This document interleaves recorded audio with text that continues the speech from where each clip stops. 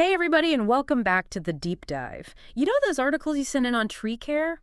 We'll get ready because we're diving deep into the world of trees today. That's right. We're going to become tree detectives. Exactly. Imagine we're walking through your yard, and with every step, we uncover the secrets to spotting those potentially dangerous trees before they even become a problem. And you know what?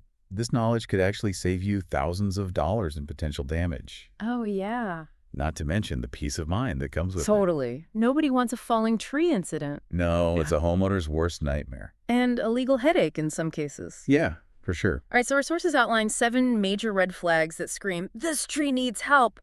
And the first one, dead or decaying limbs, seems pretty obvious. Yeah, But there's more to it, right? there is, yeah.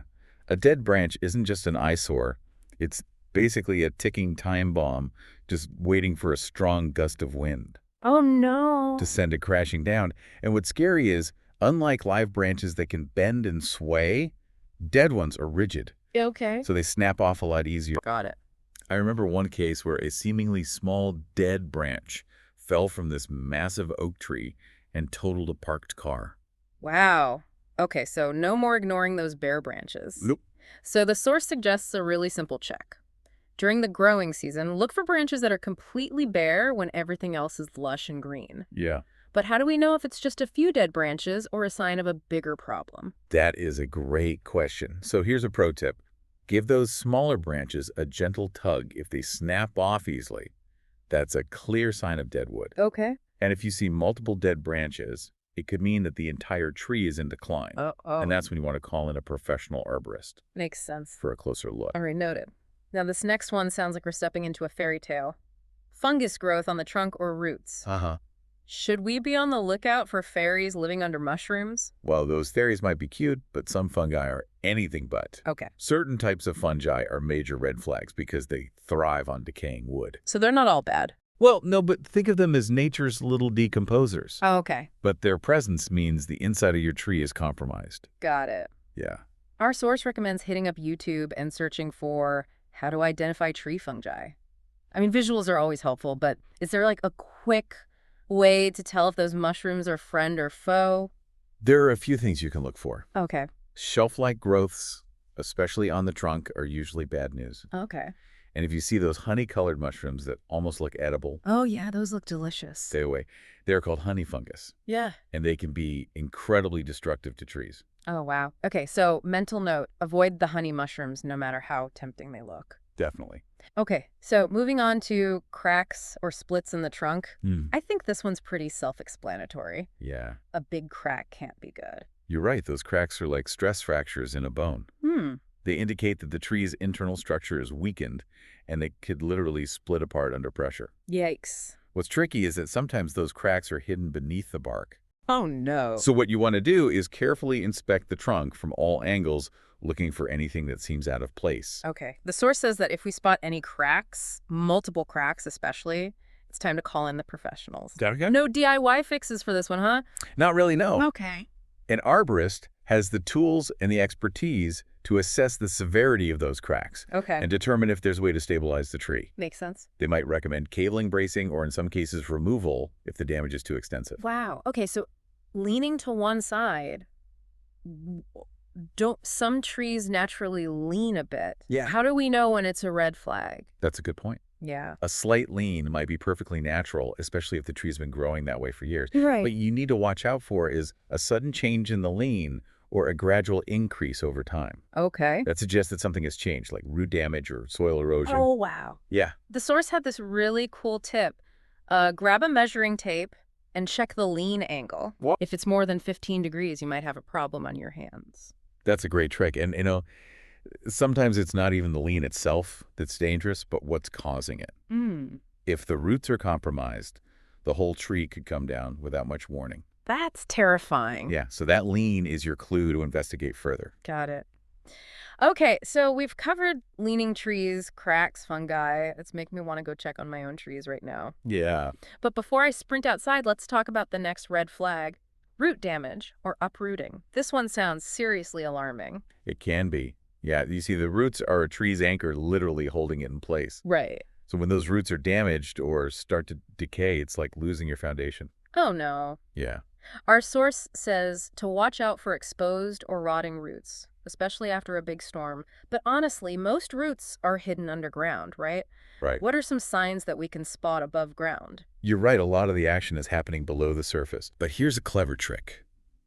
Look for signs of soil heaving or cracks in the ground around the base of the tree. It's like the roots are pushing up, trying to escape. Oh, wow. And keep an eye out for mushrooms growing near the base. Remember those fungi we talked about? Yeah. They love to feast on decaying roots. So those mushrooms are like little warning signs. Exactly. Our source suggests a gentle inspection of the ground, but what should we do if we see those warning signs? Is it too late to save the tree at that point? Not necessarily. Yeah. Sometimes you can stabilize the tree with cables or bracing, especially if the damage is caught early. Okay. But if the root system is severely compromised, removal might be the safest option. Got it. Okay, moving on to signs of insect infestation. And honestly, this one gives me the creeps. I can already hear the buzzing and the munching. But how much damage can those tiny critters really do? You'd be surprised some insects, like those pesky bark beetles, they tunnel through the wood, essentially eating the tree from the inside out. Oh, And no. termites, they are notorious for weakening the structural integrity of trees, making them more susceptible to wind damage or even collapse. So it's not just about aesthetics, it's about safety. Exactly. What should we be looking for? I don't want to be playing hide and seek with bugs all day. Keep an eye out for holes in the bark, especially if they're accompanied by sawdust or sap. Okay. And if you see clusters of insects, that's a pretty obvious sign of an infestation. Yeah, no kidding. The source mentions a cool trick, tapping on the tree with a mallet and listening for hollow sounds. Is that really a thing? It might sound strange, but it works. Wow. A healthy tree will have a solid, dense sound when tapped. Okay. But if you hear a hollow or drumming sound, it means there are cavities inside the wood, likely caused by those pesky insects. Got it. So grab your mallets, folks, and last but not least, we have bark peeling or missing. I know trees shed their bark naturally, so how do we know when it's a bad thing? It's all about the extent and the pattern of the peeling. If you see large sections of bark missing, especially if it's accompanied by discoloration or a foul odor that's a red flag, it could indicate disease, insect damage, or even sunscald, which can happen to young trees in harsh climates. Our source suggests a simple test: gently scratch the surface of the bark. Green underneath means it's alive and well, but brown suggests decay. That seems easy enough. It is, and it's a great way to get a quick assessment of the bark's health. Awesome. Remember, the bark is a tree's protective layer, so any significant damage makes it vulnerable to disease and pests. So we've covered all 7 warning signs, and honestly, my head is spinning a little. I bet. But what happens if we spot one or more of these red flags? Do we just panic and call the tree removal company? Hold on, there's a process for this. Yeah. Our sources lay out a clear 7-step plan for dealing with problem trees. And the first step is simple but crucial.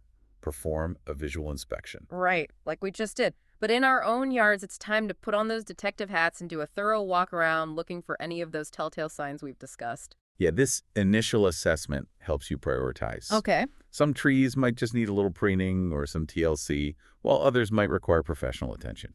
And that brings us to step 2. Consult a professional arborist because, let's face it, most of us aren't tree surgeons, right? Exactly. An arborist is like a tree doctor.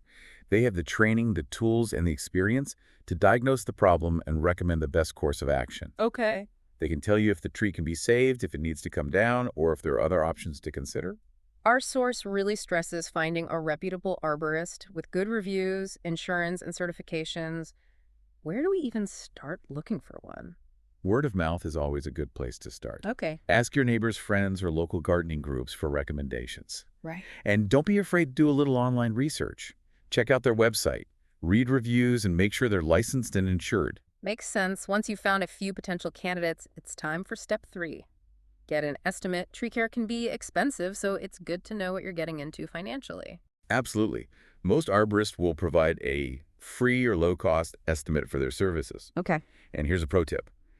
Get the estimate in writing, outlining exactly what work will be done and the total cost. This way, there are no surprises down the road.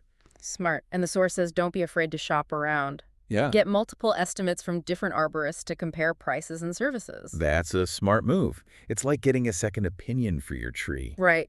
It also gives you a chance to get a feel for each arborist's communication style and approach You want to feel comfortable working with whoever you choose. Definitely. Okay, so we've done our inspection, found a qualified arborist, and gotten an estimate. Now what? It's time for step 4. Consider the alternatives. This is a crucial step. It's easy to assume that any tree showing signs of trouble needs to come down, but that's not always the case. Right, our source mentions things like pruning, cabling, or even bracing as options, but how do we know which option is right for our tree? That's where the arborist's expertise comes in. They can assess the tree's overall health, the extent of the damage, and your goals with the tree. Maybe you want to preserve it for sentimental reasons, or maybe it's an important part of your local ecosystem, whatever your priorities are. The arborist can help you weigh the pros and cons of each option and make an informed decision. Sometimes a little intervention can save a tree and extend its life for years to come. That's good to know. So we've explored all the options, and sometimes the best course of action is removal step 5. Schedule the removal. This sounds pretty straightforward, right? Just pick a date and time. It's a bit more nuanced than that. Choosing a day with calm weather is crucial for safety. Oh, right. Wind and rain can make the process much more dangerous for the arborists and increase the risk of damage to your property. The source mentions choosing a removal company that prioritizes safety. What should we be looking for to ensure they're following proper procedures? Ask about their safety protocols and equipment. A reputable company will be transparent about their procedures and will gladly answer your questions. Make sure they use proper safety gear like helmets, harnesses, and chainsaws with safety features. Got it. And ask about their experience and training. You want a team that knows what they're doing and takes safety seriously. Okay, so the tree is down, now what? Time to deal with the aftermath. Right. Step 6. Manage the debris. What are our options for dealing with all that wood? You have a few choices. You can keep the wood chips for mulch, use the trunk for firewood, or have the company haul it all away. Okay. Some companies will even grind the stump for an additional fee, which can be a good option if you're planning to replant or use the space for something else. It sounds like it's worth discussing these options with the arborist beforehand so they can factor it into the overall cost estimate. But once the debris is gone, what's next? Well, you're left with a blank slate. Step 7. Restore the area. It's a chance to get creative with your landscaping. I love that. So we can fill the space with new plantings, create a seating area, or simply let the grass grow back. It's exactly. It's an opportunity to reimagine that part of your yard and create a space that suits your needs and aesthetic preferences. It's like getting a mini makeover for your yard. But before we get carried away with landscaping dreams, what are some things to consider when choosing new plantings? It's important to choose species that are well suited to your climate and soil conditions. Right. Think about the amount of sunlight the area receives, the drainage, and the mature size of the tree. You don't want to plant a massive oak in a tiny space, right? Definitely not. And speaking of planting new trees, is there anything we can do to prevent future problems? The best thing you could do is stay informed and be proactive. Okay. Regularly observe your trees, looking for any changes in their appearance or growth habits. So it's like giving our trees a regular checkup. Exactly. And, the source material you provided includes some fascinating YouTube links that delve deeper into tree care. Those links could be really helpful for anyone who wants to learn more. Absolutely. The more you know about trees, the better equipped you'll be to care for them and, enjoy their beauty and benefits for years to come. Right. Well, we've covered a lot of ground today, from those 7 warning signs to the steps for handling problem trees. It's been quite a journey. It really has. And it's amazing that this whole deep dive was inspired by your interest in tree care. That's right. We took the sources you provided and crafted this episode just for you. So we hope you're walking away feeling empowered and informed, ready to tackle any tree-related challenge that comes your way. Yeah, and maybe you'll even inspire your friends and neighbors to take a closer look at their own trees. I love that. After all, a little tree knowledge goes a long way in creating safer and more beautiful communities. So until next time, happy tree spotting. And keep on deep diving.